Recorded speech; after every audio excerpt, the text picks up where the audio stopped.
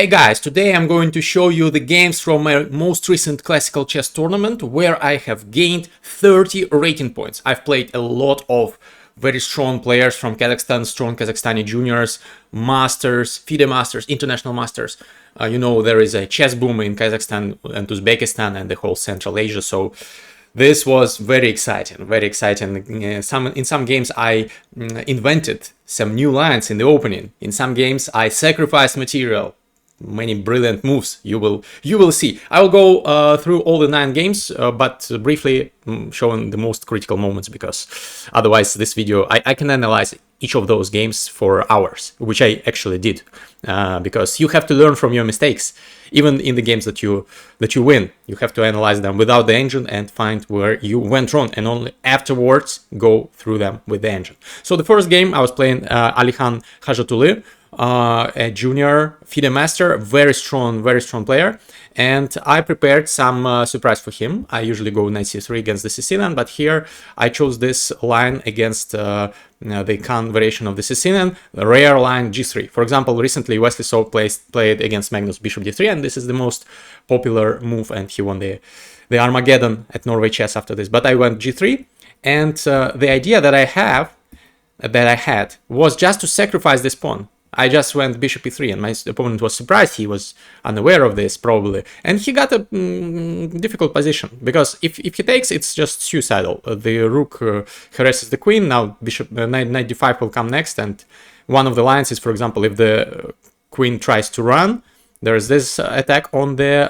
queen, and if queen goes here, there is a nice tactic: rook takes c8, queen takes, and I take with check, it's a fork, and black loses. So rook c1, he went to knight c6 after rook c1 not taking this pawn, and we got this position where I have the so-called Maroczy bind.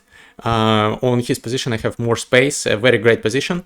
I pushed his knight back, and here I really wanted to jump with the knight to d5. It's a very thematic move in such positions, because once black takes, you take with the c pawn, and the knight is pinned, and you apply some pressure, you win the piece back, and white is better. But I decided that I don't need to do this just now, and I did it later on in this position, which is also good.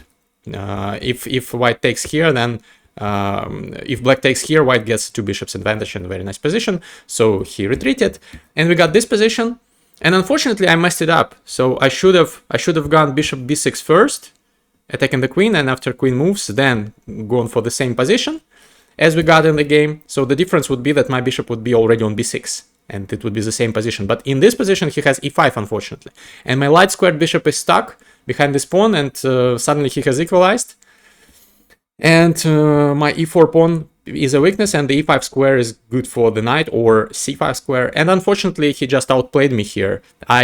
Here I still had the equality. I needn't have rushed, but I decided to blow open the position because I had the 2 bishops advantage, but it was the wrong decision, because in time trouble all my pawns became weaknesses, and my king, you see this diagonal, my king is weak. Also his bishop is suddenly active, and mine is stupid.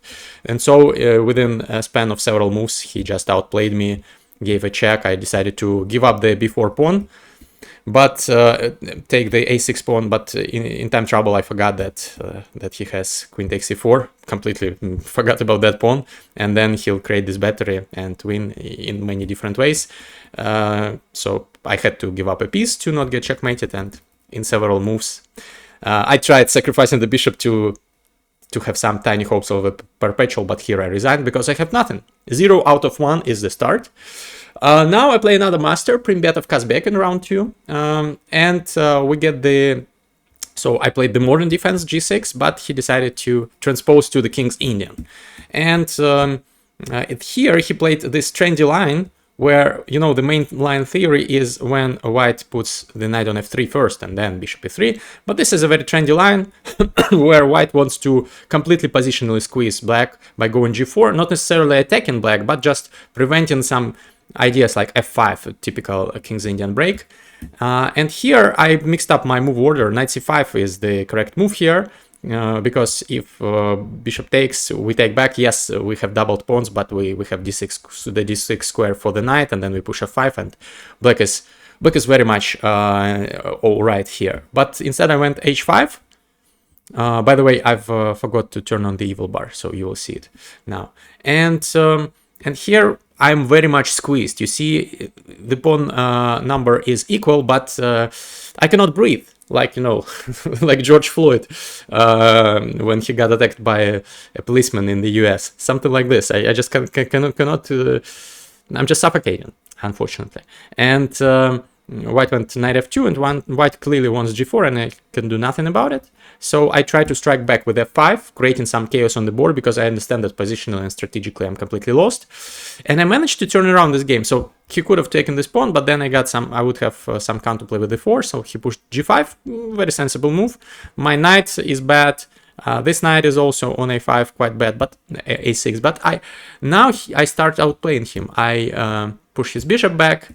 Now I move my knights, and you see my knights gallop in unison. First, one knight goes to b4, another one goes to b5, and now those two pawnies suddenly are active. d4 square is up for grabs for me, and in several moves I've sacrificed the h5 pawn. If he takes it, it's bad news. I go knight f5, and his pawn is hanging, and g3 square is very juicy for me. So he cannot really take this pawn. He has to admit moral victory for me and trade his bishop for my knight, and now I have the light squared bishop that is unopposed and very nicely looking, potentially attacking his king.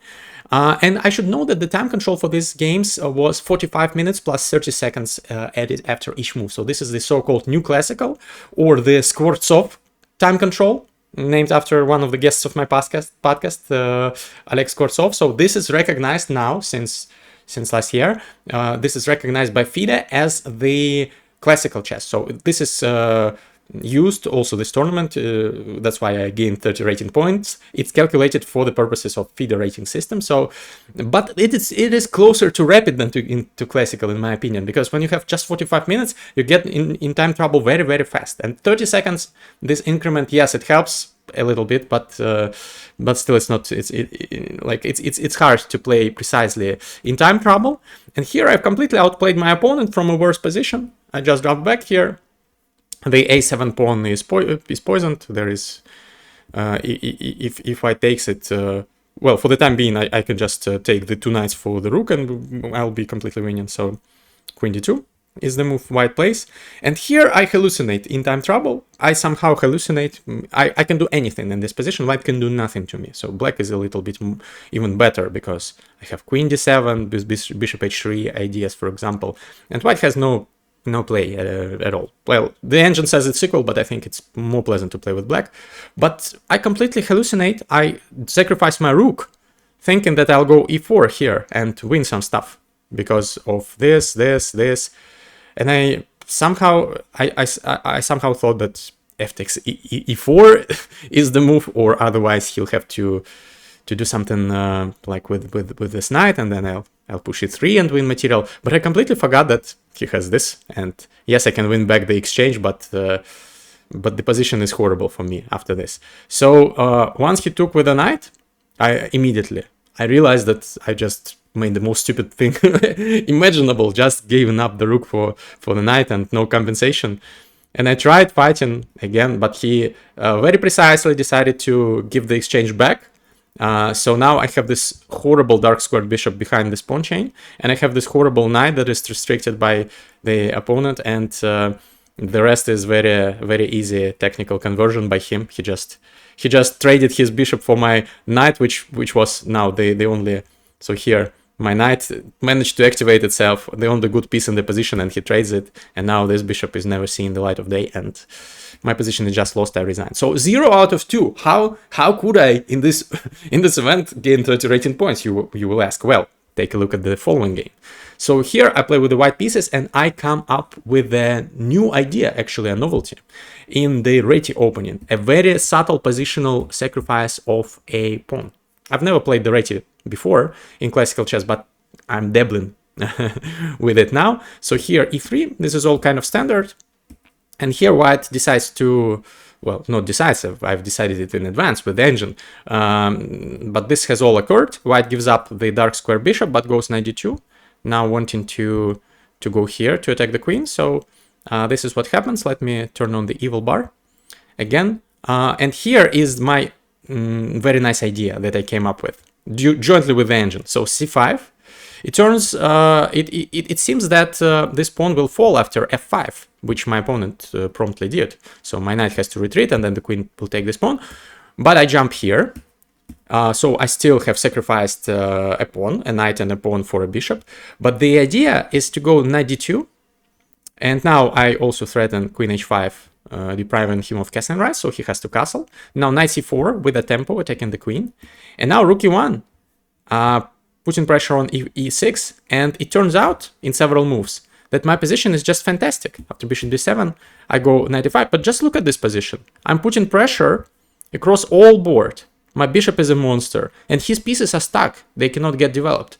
His king is weak, his bishop is stupid, his rook on a8 is not even active. And I think this position I had on the board. I analyzed queen e7, which is the main move, and queen d8, but he went queen c7, also logical. But I knew the main plan, so until move 18, I knew what to do. I played instantly, I put pressure on him. And the idea is really nice, I think, the positional pawn sacrifice.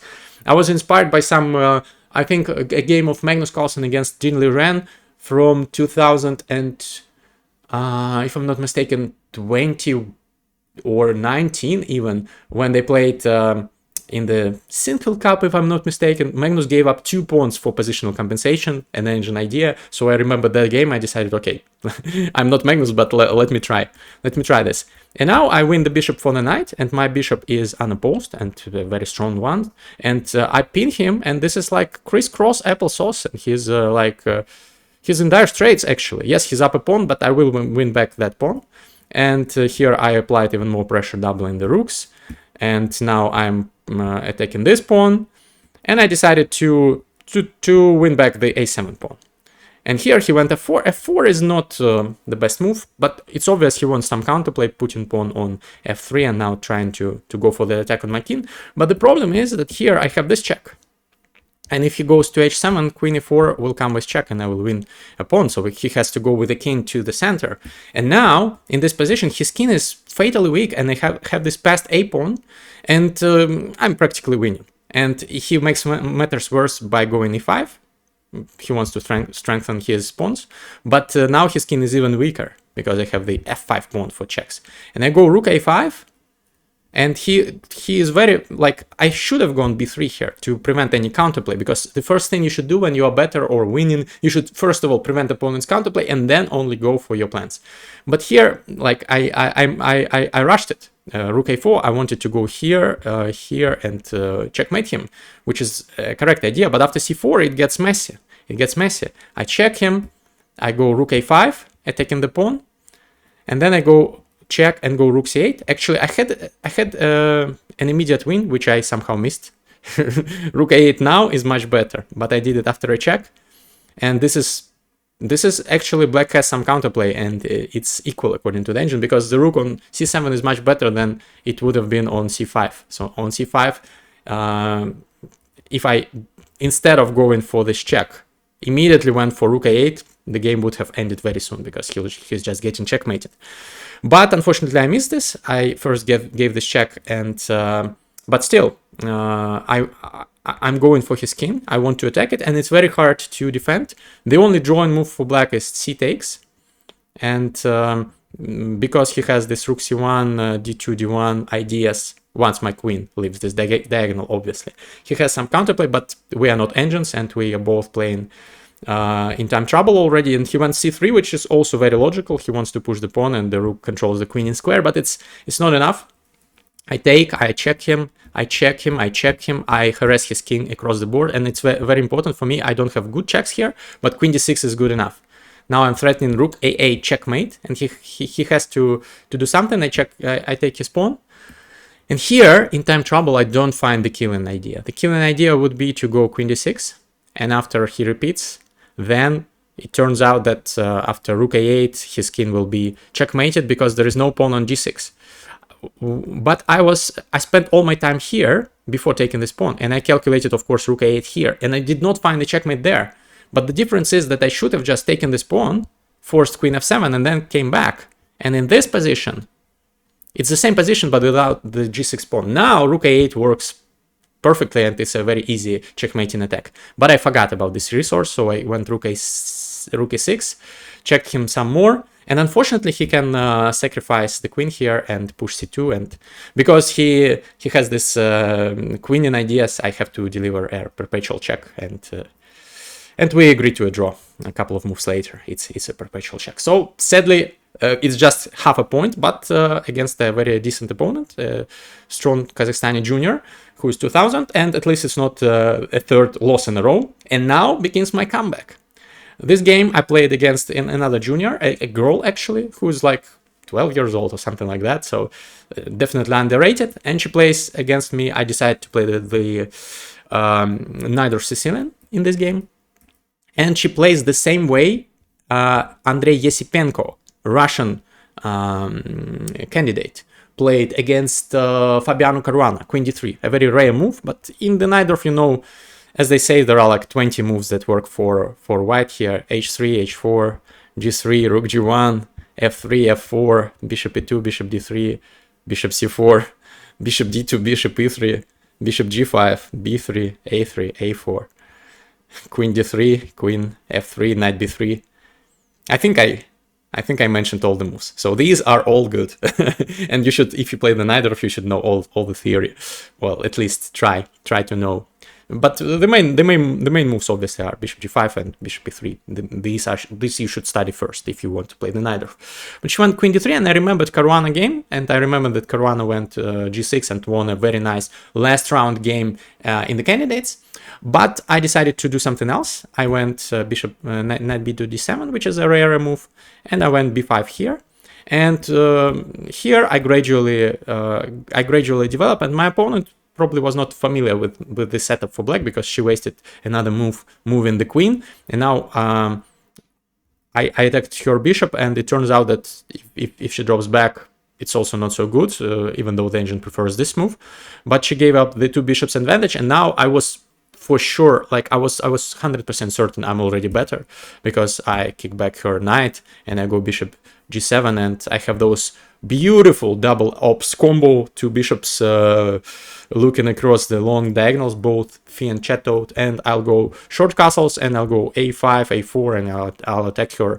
And this is actually a very beautiful game. I made a couple of brilliant moves in it. So just look, she is trying to go all out on the king side, because whenever you have an opposite side castling position, you should go for your opponent's king. This is the most important thing you should do. Here you should rush. Here, this is the most important thing. But I go e5 and d5. I'm very glad that I found this resource. So before going for her king, I want to improve my pieces. So I want to improve this bishop of mine, for example. And also to worsen her bishop, her knight. Her knight will have to retreat, and it's not good news for her. And now, if she takes, I'll take with a knight, also winning a tempo on her queen. So it's not good. She went h4, but now I go a5, and I want to push a4, g5, d4. So also a nice in-between move. Before moving my knight away, I can kick her queen, and only thereafter I will move my knight. So d4, she moves here, and I move here. And this is a very important, by the way, idea when you are getting attacked on the king side, and your opponent wants to push h5, and your opponent first pushes g5, then h5, this square is good for the knight. The knight is a great blockader in this case. And after knight c5, yes, she can have my bishop for this knight, but it's all right. Now this bishop is not doing too much in this variation, but my queen is ready to, jointly with the rooks, to just destroy white's king over there. King b1, a4. I'm just the first in this pawn race. That's the problem for her. She desperately tries to open some files to take my knight, but of course I take on f4 with my knight, and here I take with my bishop, and this is a very solid, rock solid construction that is preventing her from attacking. And she goes h5, and of course you do not take.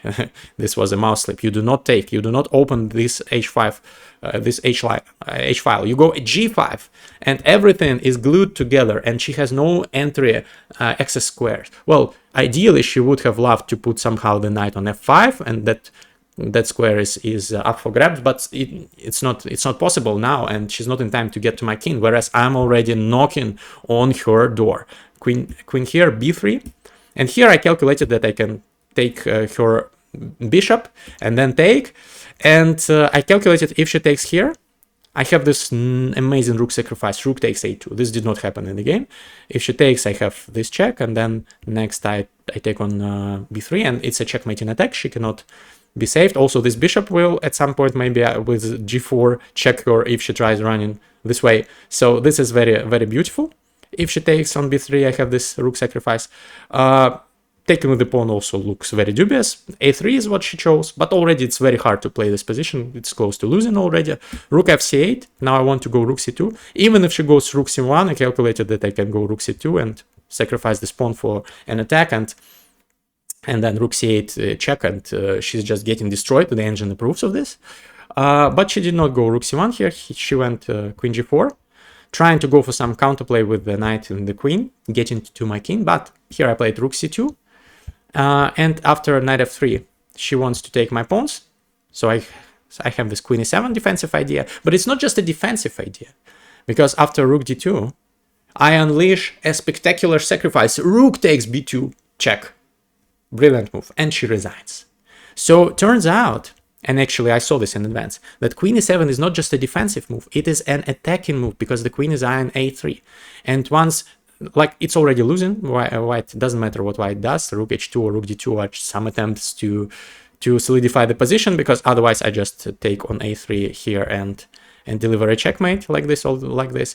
But after rook d2 or rook h2, same thing basically. Rook takes b2. Why does it win? Because if white takes with the king, this is an easy checkmate. This is a checkmate on the board. But what if white takes with a rook? White is up a rook, but still I take on a3, and this is a checkmate that is threatened. The only thing white can do is run with the king, but now this check happens. If white runs to d2, this rook falls with check, and it will be game over in several moves. But what if white blocks? Then I have this check, and this check. It's all forcing, and then I just can take the rook and checkmate her in a couple of more moves. I'm up a rook also. So I calculated this variation before going rook b2, obviously, and she also calculated it and resigned. So I got my first win in the tournament. And I'm on a roll. In the next game, I'm playing against Najdorf Sicilian, a very strong junior. He scored, I think, a medal in the adult championship of Almaty, the biggest city in Kazakhstan where I live, and where this tournament was held. By the way, I forgot to mention the name of the tournament. It's called the Brilliant Chess Cup. And this guy is very strong. He's a junior, but in adult grown-up already championship of the city, he defeated lots of masters. And already I've played him, and I know that he's dangerous, and I decided to surprise him. I went for the Jibava London, and I went for the exact same line that James Canty III played against me at the end of our podcast episode a year ago. Do you remember that episode? If not, check it out. I actually defeated James in that game, but out of the opening I was completely busted. So I like the line that he employed, and I decided to employ it with white here. So the idea is to push h5. If black allows h5, then white will sacrifice the rook, and it's just an amazing position. Practically speaking, black will not defend this. Maybe only the engine can defend this, but not. So h5 is the precise move that my opponent chose. And now the idea is to put the knight on e5 and just go long castle and f3, g4, attack on the kings. This is exactly like this position was on the board when we played James Canty. I was playing with the black pieces. Takes, knight c6. Actually, my opponent is making the best moves in the position. This is all correct. f3. And against James, I went for something like queen b6 and got a bad position. Queen b6 is not correct. Bishop f5 is the best move in the position. But I prepared all this, and I went bishop b5. Arjun Rigaisi played this in some of the games. I think Alexander Bortnik also played this. So this position has occurred in practice. And there are lines connected with knight takes e5, which I prepared. And also there is this rook c8 move that I briefly looked at. And I remember that after rook c8, I just take this knight with my bishop and go knight a4. And I have this nice outpost for my knight on c5, because black has no b pawn, black has no d pawn, so my knight will be sitting here very confidently. And I have time to castle and go for an attack. And here my opponent went knight e8, and I was out of my book. And I was thinking, you know what? I want to channel my inner Mikhail Tal here, and I want to sacrifice some material. So I push g4, and I push h5. So of course I do not take back on g4 here, because then bishop e4 and black is better. But I had no intention of taking back this pawn. I want to sacrifice another one to open the lines. And once he takes on f3, I just long castle. And his position is horrible. He started thinking about this, and he realized immediately that he's just getting crushed. Knight f6 is the move he chose, probably wanting to go here. But now I just take, and I go rook dg1, and he just resigned. This is very surprising for me, because I would have continued playing, but only the engine can find some defenses for black. Humanly speaking, I think it's indefensible. For example, if he goes here, which is the line that I calculated as well, queen h2, and I have this idea. g5 is the only defense, defending from the checkmate, but then I can just take with the bishop. And I calculated from, while he was thinking from afar, that if he goes f2 attacking my rook, I can just sacrifice this rook. And if he takes with check, I take back, and yes, I'm down a rook, but he's just getting crushed here. There is no defense. So my knight on e5 is also amazing, controlling lots of squares. And he decided to just not to prolong his agony. And after rook dg1, after move 18, he resigned. Even though the engine finds some counter resources by sacrificing this pawn and going queen e8 and holding on for the life, but humanly speaking, very, very, very questionable position. Next game, I'm playing Alexander Hantuev, who is a FIDE master. And I played the Najdorf again, but he plays this delayed Alapin variation, very rare thing. And the idea is to put the bishop on c2 and push d4, or Levon Aronian played it in some of his games. And here he uses this very, very original idea. Let me turn on the evil bar. He's sacrificing the d4 pawn. Apparently, I was not sure if he blundered or is this a sacrifice, but apparently there's a sacrifice. And I didn't know this. And I got a good position. I'm up a pawn here, but he has some pressure. He's pinning me across the board, and he wants to put even more pressure. Bishop g5. This is a pin. This is an idea. This is pinned. This is an idea. And I was spending some time here, but I rushed it. I made just one mistake. One mistake is all it takes. I calculated that I can harass his bishop if he takes with check and goes e5 to blow open the position, which is exactly what happened. I calculated that I can take with my bishop, and after queen c6 go knight d7, blocking everything, and I thought I'm fine. So this is what I calculated here before going knight c5. But it turns out that I just forgot about the move knight d5, which I realized later on, but it was too late already. And he's threatening e7, he's threatening knight c7 check, so I have to go rook c8. And here, it's a very difficult position already. White is dominating, and I did not figure out a way to defend. Also here, rook c1 is a very nice move, sacrificing the knight, but of course you cannot take the knight, because rook c8 will come and you'll get crushed. And here I went rook b8, but it's just prolonging the agony. So I'm not even up a pawn now, but I'm just getting crushed. All his pieces are in the attack, and it's just demolition. And in several moves, he just won my queen. I had no way to prevent this, and here I just resigned because it's hopeless. Unfortunately, my winning streak ended here. Another loss. Now next round, I play against another junior. And this is a game I'm kind of proud of. So he played the Sicilian. I played the Chameleon Sicilian system with knight g to e2. And here I go d4.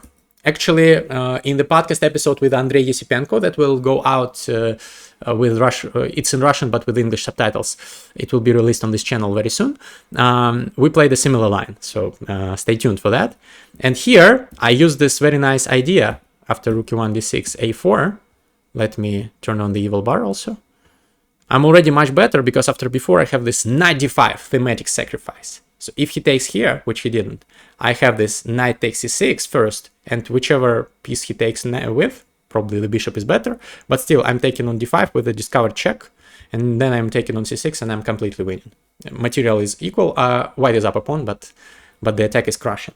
So that's a very nice move, knight d5, even though it's a thematic one, and I was aware of this idea. And here I'm just dominating, and I have lots of options. Actually, I could have taken this pawn with a knight, with With the queen, I also had an idea of going bishop d2 or knight b6, and all those moves are great, but I decided to go into an endgame like this, which was, by the way, not the most precise idea, but still I managed to convert this.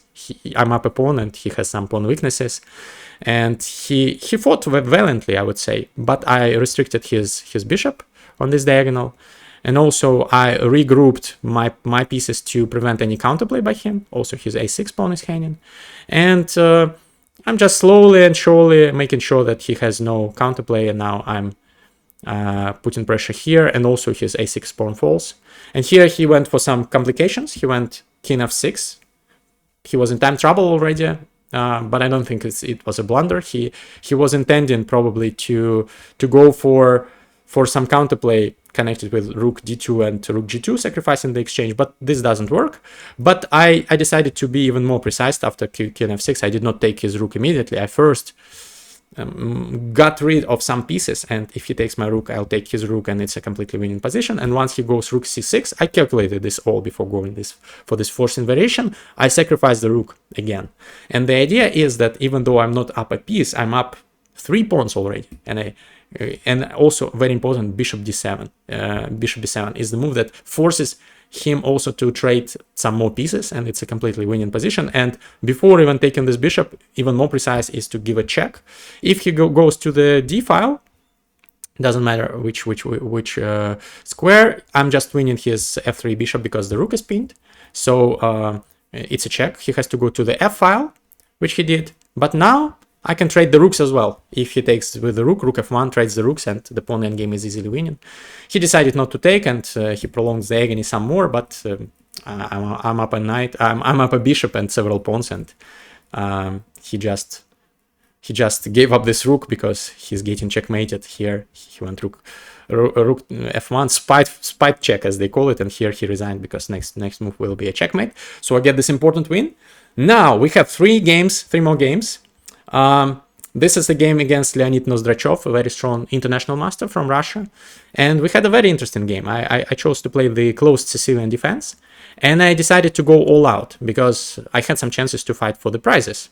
And actually, spoiler alert, I shared the first and the second places in my rating category, which is under 2000, but I got the second on tie breaks. But I was hoping to fight for the prizes overall in the tournament, and I went all in here. Let me turn on the evil bar. I pushed my pawns. And actually, it looks very dangerous. I'm going to push h5, but my opponent precisely decided to blow open the position, even though this looks risky. But he has to do something to not get suffocated, and he is preventing my f5 push with all his pieces practically, and unfortunately I somehow did not figure out what to do in this position, and I allowed him to push b4, which is a standard plan here. I even saw the precise move before here, and it's the best move in the position. If he takes, I'll take his knight, but somehow I didn't like something about it, and I allowed him to push b4, and then my position just collapsed. So I tried to blow open the center at least, because this is a horrible position for me. He's controlling all those squares and his pieces are more active, and I'm not having anything on the king side. And also when he takes f4, g5 will fall. So I decided to go for some complications, but I fell on my own sword, so to say. So he attacked my queen, and then he has this b2 ideas as well. And it's just horrible for me. He infiltrated with his queen, and I tried desperately to go for some queen exchange, but here I resigned because I'm just getting checkmated or losing material. After, for example, queen g1, he can even take here, and it's just an endgame up a bishop, and this b pawn is queening. So unfortunately I lose, and then I play this last game with the black pieces against a junior Dastan Bucketback. And this time, you remember, I played g6 once, I played c5 twice in this tournament. This time I surprised him with the French defense. Not only do I surprise him with the French defense, but I also surprise him with a very rare move, bishop e7. By the way, I recently saw Andrei Yesipenko play this in an open tournament here in Kazakhstan, in Aktobe Open. But this happened a couple of days ago, and this tournament finished a couple of weeks ago. I'm shooting this video. Some time has passed already since. So I don't know. Andrei probably does not watch, does not look at my games. He probably independently discovered this variation. This is called the Morozevich variation. It's very rare. It's like in this position, black always goes c5 or knight f6 or d takes, or there is a move a6, there is a move a5, there is a move knight c6, also not so bad. There is an old move f5, which is dubious, but there exists such a move. There is a move h6. Here there is a move, what else? I think there is a move e5 even in this position. So this is nice. For blitz especially, you should check it out. Very nice idea. There are all kinds of moves, but bishop e7 is very rare, but I prepared this for this game. And actually I got a very nice position because my opponent did not figure out what to do here. Here he should have held on to the e5 pawn. It's more important than c5 pawn. And once I take the e5 pawn and we get this position, and I have the two bishops advantage and he has those weaknesses, I played a very nice game, 93% accuracy, something like this. I went bishop a4, pinning his knight, and his pawns are weak. And very important is the fact that after g6, I'm shortening his diagonal, prophylactical move. But after queen d3, I go b6. Very important move to challenge this pawn chain. And if he takes, I'll take with the queen, and it's all falling apart. Instead, he went rook ac1. But within several moves, I just started harassing his queen. And he had to give up some material. He decided to give up here the pawn, but I decided not to take it, not to risk some knight e4 ideas with some forking ideas. And here he has some counterplay, even though it's still winning for black. But I decided to avoid this. I went queen c7, going for this pawn. He had this b4 idea, but I calculated a5, a3, takes, rook a2, and you see that my bishops and my rooks will just dominate this position, and it's hopeless for him.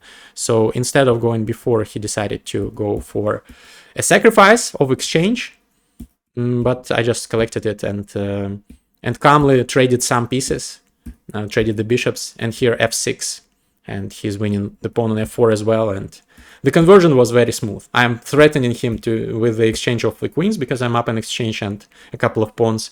He cannot allow the exchange of the queens. I continually harass his queen. Then I prevent all counterplay. And here I infiltrate with my rook. And here he resigns because he has to trade the queens. Otherwise, queen g2 will be a checkmate. And if he trades the queens, it's a hopeless position. And I get this very important last round win. I get 4.5 out of 9 points in this tournament. I've lost some games, I've won some games, but due to the fact that I've only lost to very strong masters, and I've defeated, most players were above my rating. Only one player was below my rating. So I defeated lots of players above my rating, and I gained 30 rating points. If you're looking forward to my recaps from my next event, which is Uz Chess Cup Open event, please drop a comment if you want me to recap this event. Also, Nepo, Hans, Arjun, Noderbek, and lots of other strong players are playing here, so I might recap those games as well. Please drop a comment if you want that, and see you in the next one. Bye bye.